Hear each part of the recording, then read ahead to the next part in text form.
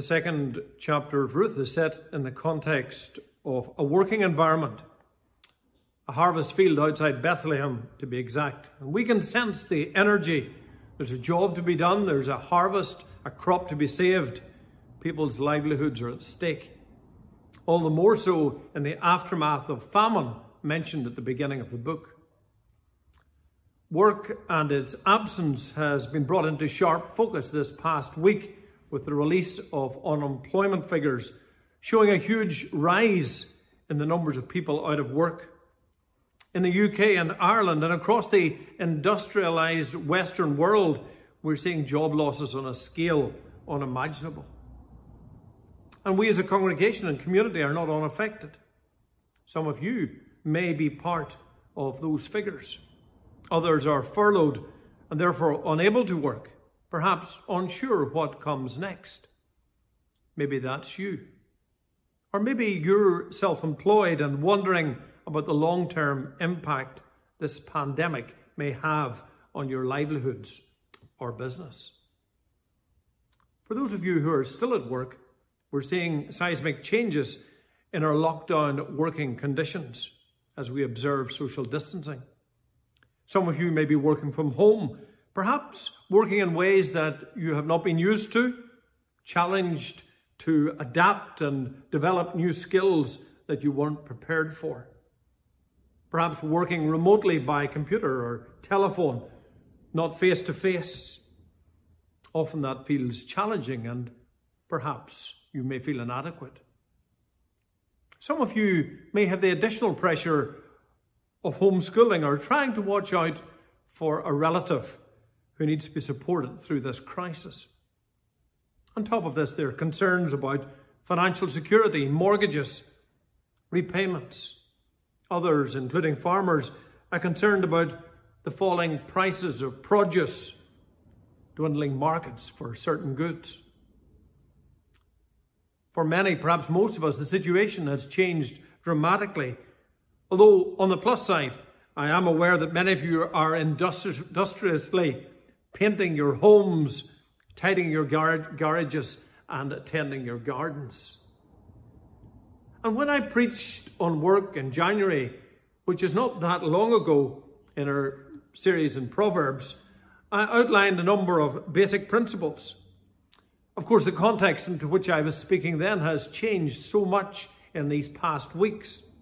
But those basic principles have not changed. Work still matters to God. How we work still matters to God.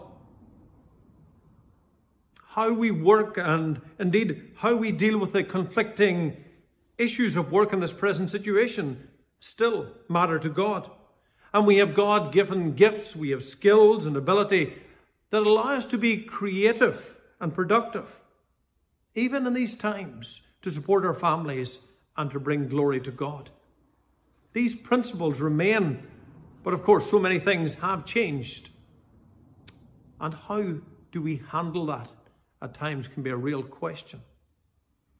As we turn to Ruth 2 and to this harvest field, it's good to be reminded that things in that context were not as they should have been, in a whole range of ways. There had been a famine.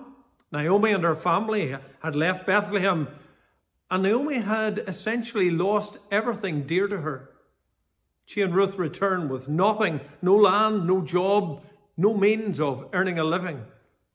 They are essentially destitute. But the story doesn't end at the end of chapter 1.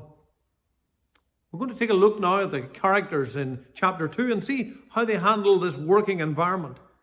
We see different people doing different things, to a degree reflecting the variety of situations that we find ourselves in at the moment. They're ordinary people doing, in a sense, ordinary work. Let's start with Ruth. We can see her initiative and enterprise in suggesting to her mother-in-law that she should go and do some menial work in the fields, gleaning after the reapers. Her options are limited, but she makes use of what is available to her. And the picture that emerges is of someone who is not afraid of hard work. Not only does she, in all probability, work through the long, hot day, but at the end of the day, she completes the task threshing the grain before she heads back to her mother-in-law. In Ruth, we see something of the dignity of work and of being able to work. One of the great pictures of Scripture is of God getting his hands dirty in the making of Adam. And in so doing, God gives dignity and value to manual work. This was very much in contrast to the philosophies and religions of the ancient Near East, where work was considered beneath anybody of any importance. In Greek mythology, for example, the Pandora's box is opened and human miseries and ills tumble out. They include death, decay, disease, sickness, and toil or work. God gives the capacity to work as a gift. From the outset, Adam is given a hand in naming the animals. Work is seen as a positive, not as a negative. And that includes all legitimate work. There's no hierarchy, not just work done by certain people or certain jobs, but all that is done in the working week, in whatever capacity, paid and unpaid, seen and unseen, what's done in the name of God and what we might consider secular work. All of that is important. All of that matters to God. Ruth is a reminder of the dignity and value of being able to work. And for some of us, that may have come into sharper focus in recent times. In the field, Ruth encounters the workers, the harvesters. They may well have been a mixed bunch. The fact that Boaz warns them not to touch Ruth is an indication of this. In all likelihood, they would have had little job security, and certainly none of the pension provision, social welfare, or union representation that we have come to take for granted in the welfare state.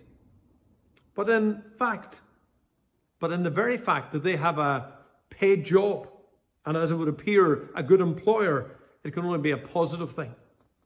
And in their rhythm of work, taking a break in the middle of the day, we see something of the rhythm that God has laid out for work, ensuring that work does not take on a place in our lives that is unhealthy.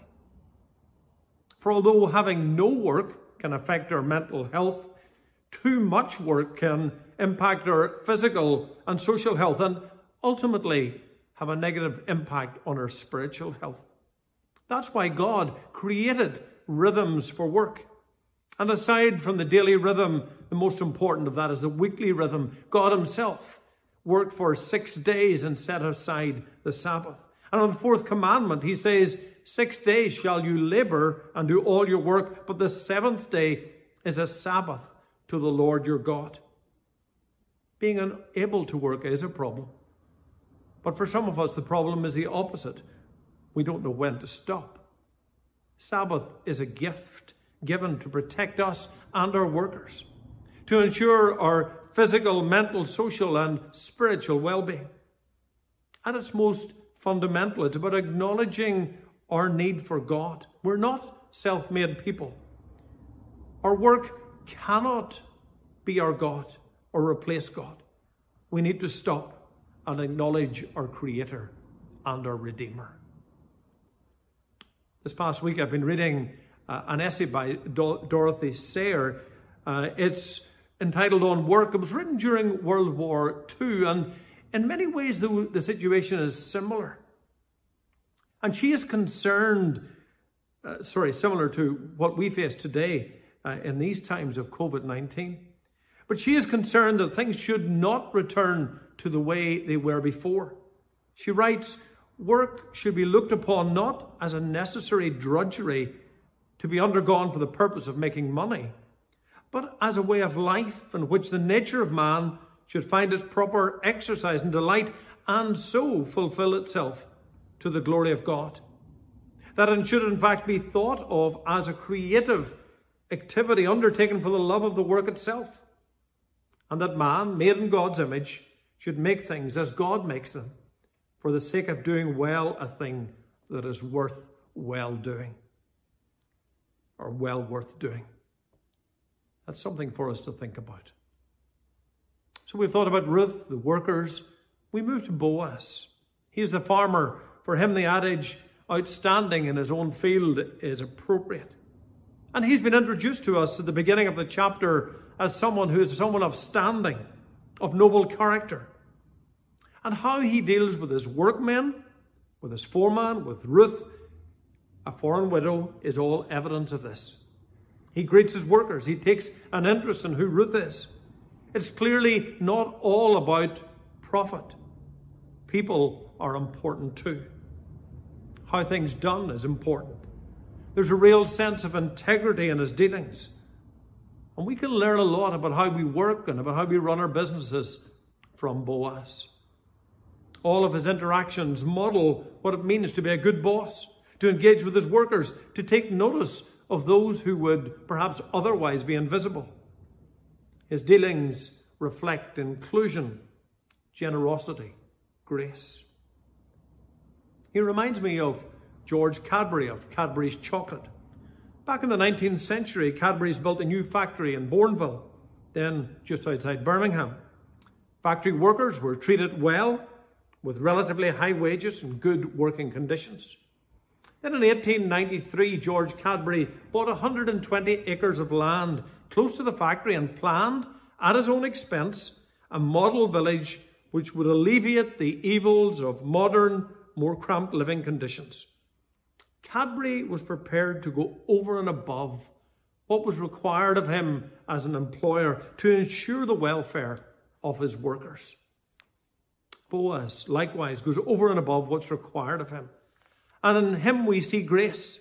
And indeed in him we see something of Christ. And we're going to be exploring that in a subsequent sermon in weeks to come.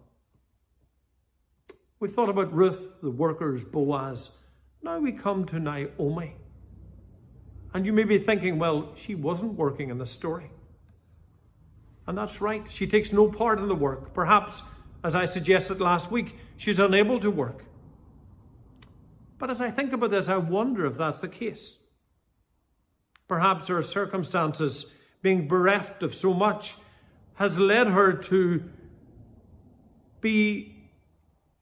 have lost, if you like, all sense of purpose. She can't bring herself to do anything creative or productive. And I think some people are like that or at that place during this lockdown, and for a whole range of reasons. Sometimes we can't see light at the end of the tunnel. Hope seems distant and almost extinct. It's hard to get motivated.